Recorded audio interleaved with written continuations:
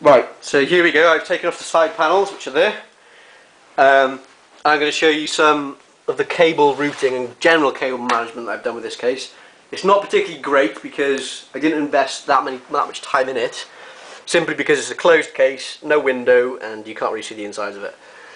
So I was mainly looking for, accessibility and, decent enough cable management that won't obstruct any airflow going into the case. As you can see, it's a very similar layout to the case Rob is working with. Similar components, the same H40 cooler, similar motherboard, similar power supply. It's pretty much an identical rig really in terms of building. Different platform, but the same case and the same equipment we're working with. The Corsair TX650M is a modular power supply, which is making it a lot easier for me to route cables, because that's one of the main problems with power supplies. Is if you've got a non-modular, you'll have a load of excess cables that you'll have to stash. I tend to stash any excess cables with a non-modular power supply where these bays are. Take the bays out and just stash the excess cables in there. That should hide them, keep them out of the way. I'll show you the back now, which I'll move around.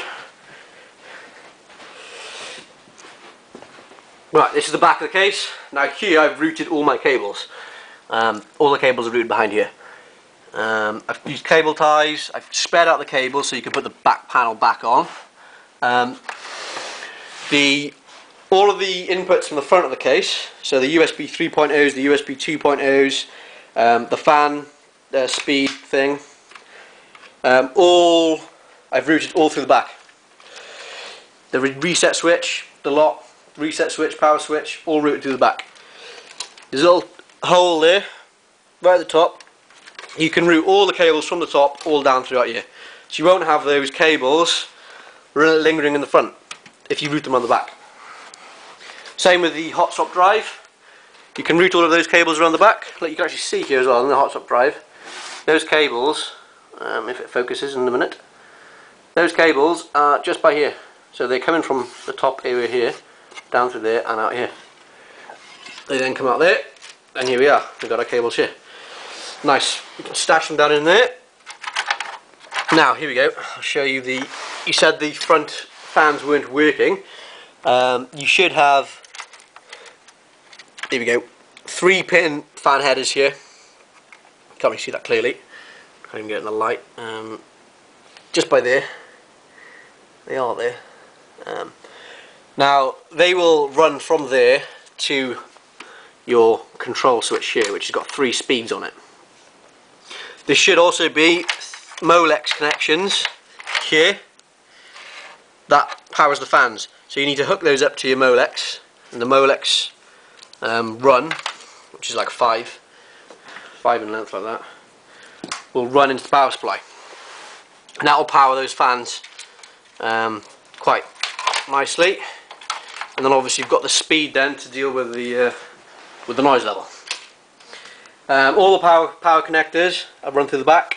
I've got the 8-pin ATX power supply power lead here that runs into the top left of the motherboard, I think, which powers additional power for the CPU. And then the 24-pin ATX power supply is running through here. That lead's running through there. From one hole here into another. SATA power connectors all here running through the back. Keep it clean. All the fans, 3-pin connector here, extension, which is connected to the 200mm fan there, all run through the back. This back fan here, which I've actually used, I did recommend the Gentle Typhoon AP15, but little did I know I didn't actually use those case fans in this build. But that doesn't really matter, because those are silent fans, similar to the Silent Eagle fans which I've used in my case. I put 2 here, 1 there and 1 there. You cannot actually hear those, they're pretty much, you can't hear them. The stock fans that come with a case, with the NZXT HD case, are already hooked in, and I've used those ones as well on the cooler. Obviously those are controlled by the 3 speed power switch there. So in theory, if you kept it on one, you could have a pretty silent system. I've had no problems with the H40 cooler, no noises with the pump. I'll try and do a sound test later on, but that's basically it. I'd recommend taking out the base slots here, the hard drive base slots, if you're not using them. Obviously try and keep things in a decent order. Like my GPU is particularly big, so it's not exactly sensible for me to stick a hard drive here when I've got SATA cables coming out here. You just don't do it, you just put the SSDs down here, hard drives there, lower position or a higher position than the GPU. Try and keep the cable management as good as possible.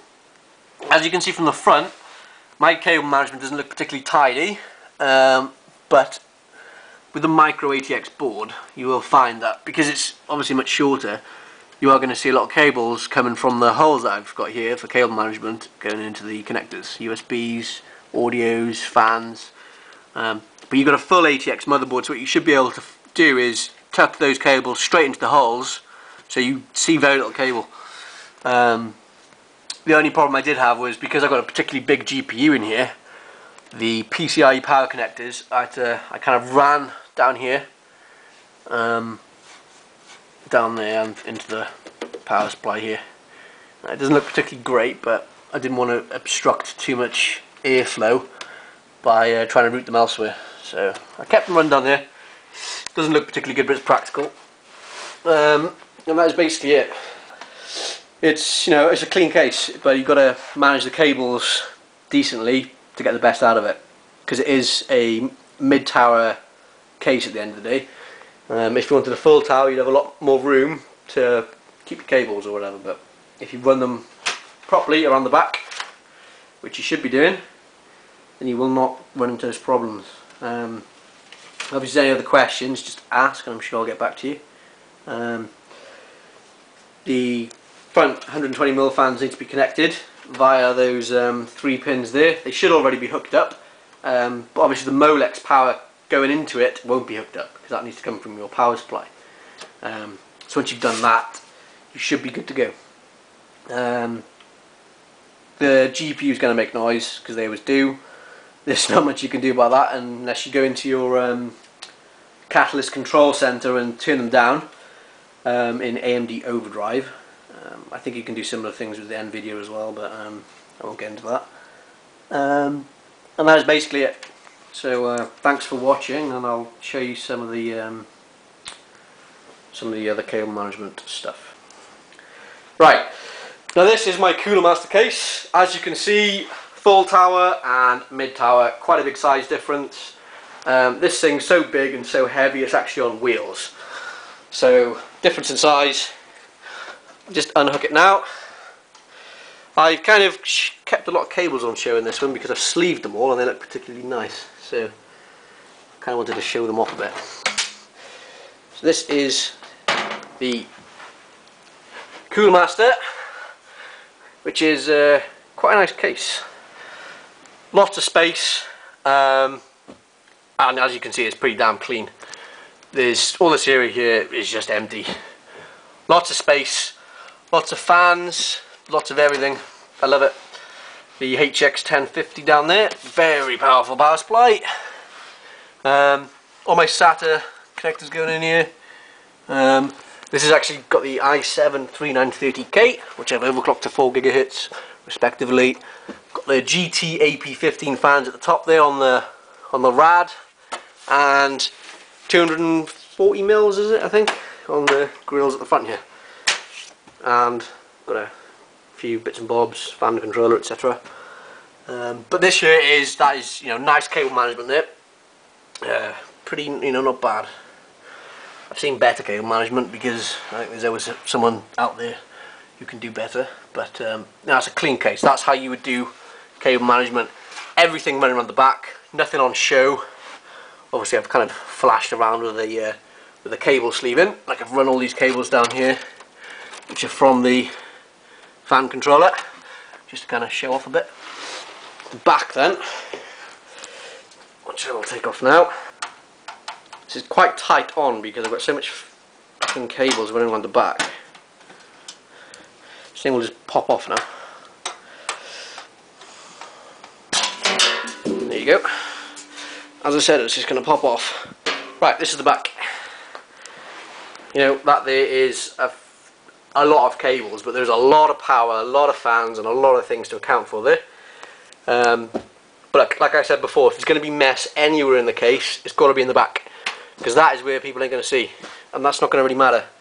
You know, all that there, where I've got all my SATA power connectors going into my hard drives, I've got about 4 or 5 hard drives there. You know, it's going to be messy, there's not much you can do about that. It's going to look untidy. But as for the rest, you're going to want to make sure you manage the cables and kind of spread them out a bit. But like I said, that's where the mess should be. The front of the case remains clean, tidy. Everything's airflow-able, if that's even a word, and it looks good. You know, you can got an LED strip up there somewhere. So that is that case. Right, this is the T9 case I was on about. It's in my front room. This is actually my server, so it hasn't been off. Well, actually, I think I switched off on Christmas, but it hasn't been off since I've moved in. Funny enough, when I switched it off, the power supply blown, and I actually had to get a new one.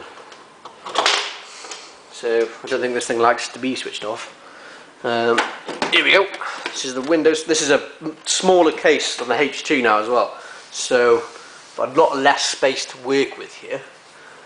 But as you can see, this here is the CX600. Now this isn't a modular power supply, so I've kind of had to, you know, make do with keeping the bundled cables at the bottom. It's exceptionally blurry, that is, isn't it? Keeping the bundled cables at the bottom and you know, managing everything else. This is the Antec Cooler H2O, which I've got the radiator in there. 3 hard drives, pretty open case, full ATX motherboard, but pretty tidy, you know, you can't fault that. Tidier than I thought it was, considering I've got my server hard drives in there, as well as a few other things. So yeah, that's that. Something like that is what you want, you know, something clean. Not too much cables hanging around, everything, all the cables, you know, either down the bottom, they're out the way, or from the back. Because obviously I'm going to have lots of cables running on the back of this case as well. So that's that. Thanks for watching, and I'll probably see you on the forums. Thank you, bye bye.